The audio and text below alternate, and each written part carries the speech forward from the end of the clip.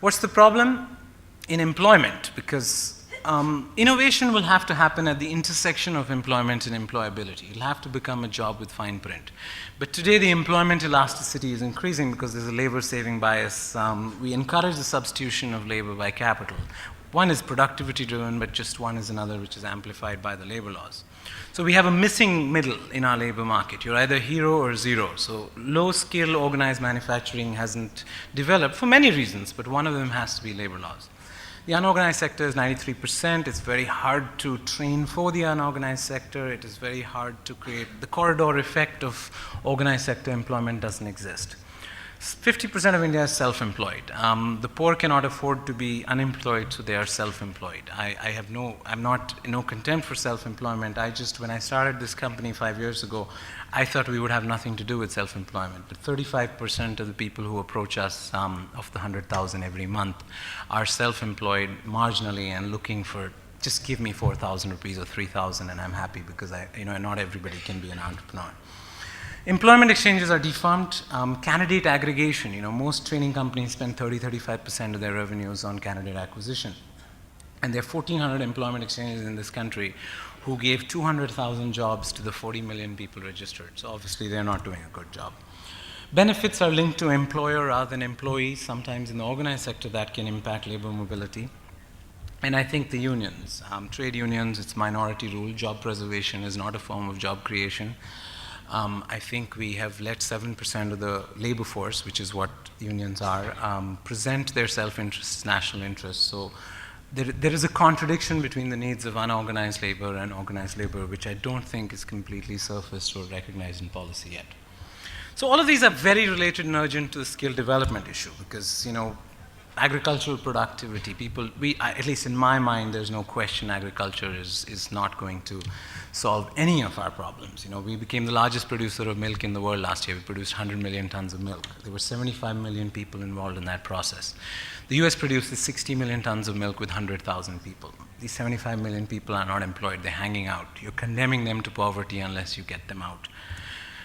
In the next 10 years, 1 out of 4, so 25% of the world's workers will be in Indian labor market outsiders, which are my primary constituency, less skilled, less educated, people from small towns, women, just don't have the access because our labor laws are written for middle-aged men in manufacturing with a wife sitting at home, and there's a lot more diversity in the labor market right now. In the short run, we can't take jobs to people. We have to take people for jobs. We can't take training to people, because if you take people to training, you double the cost of training. But I think that's an important element which hasn't been recognized yet in policy. I think the geography of work, we have 600,000 villages with less than 200 people. So the geography of work, the nature of the fact that work tends to cluster, we only have 34 cities with more than 1 million people.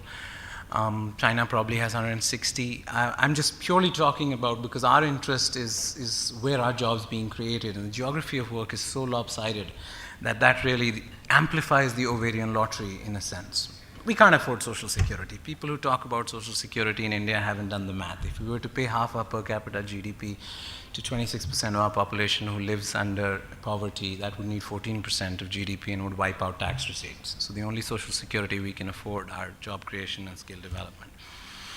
And obviously equality of opportunity. So there are 4 questions which all of us have to answer. I don't have answers to all these questions, and I don't mean it to be us versus government versus civil society. But these questions haven't changed.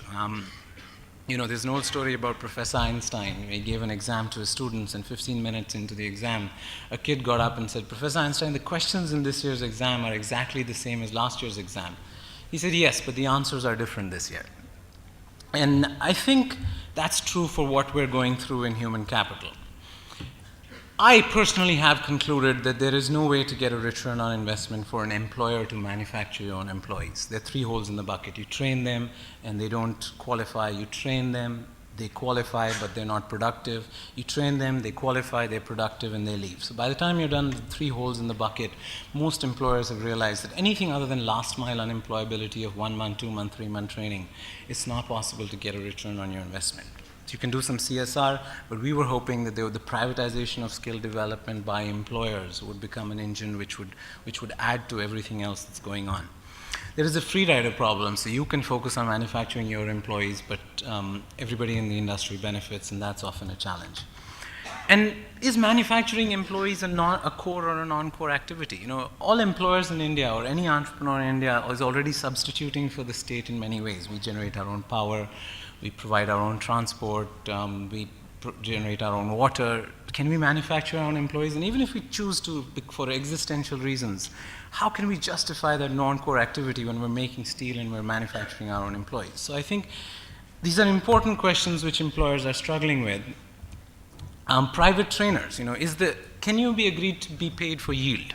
You know, I have this argument with trainers all the time saying, why should I pay you for everybody you train? I'll pay you for all the people I hire. And then they run away. You know, they say, oh, you can't put lipstick on a pig and you don't understand the business. But I think that if we want to scale, then we've got to figure out how to have some connection to yield rather than output. And can we unpack the financing from the delivery? Because those are two different thought worlds. They're very closely related thought worlds, but financing and delivery, what is your focus is what private trainers need to answer. With civil society and NGOs, I think this self-employment is a very important part of the solution, but it's not the only solution. I think there are limitations to the solution given the other constraints that we have in India around infrastructure, credit, and just people's ability to be entrepreneurs. I think the other one which I struggle with, and I've run 50 pilots with NGOs of various kinds saying, you know, we'll produce employees to your specs, is just the whole inch wide, mile deep versus mile wide, inch deep. If you're trying to solve 5-6 problems at the same time, and skills is only one of them. And I'm intuitively understanding why they want to do health and education and everything. But it just seems like a very difficult game when I am focused on a very narrow problem. And I don't think there's one model. We had the argument before we came here, but as an entrepreneur, there are two kinds of companies you can create, a baby and a dwarf. And a baby and a dwarf are both small, but the baby is going to grow and the dwarf is going to stay there. The difference between a baby and a dwarf is not more food, it's not more money. Most people will say, if I had more money, I would scale. The difference in a baby and a dwarf is in DNA. It's in templatization, componentization, standardization. Standardization is not the enemy of localization.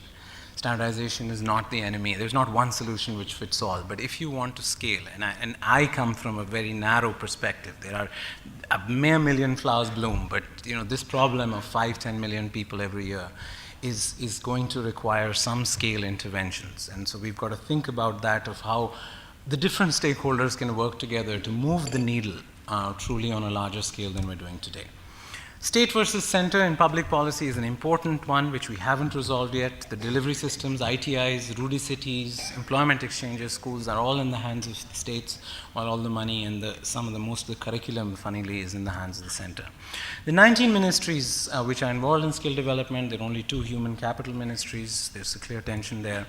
And just moving from outlays to outcomes. You know, you don't repair leaky pipes by turning up the water pressure. So how do you move from spending money, which is not an easy thing to do, but I think we figured out where the resources are for doing it. But you know, we're not really seeing the outcomes, even though we've substantially increased the spending.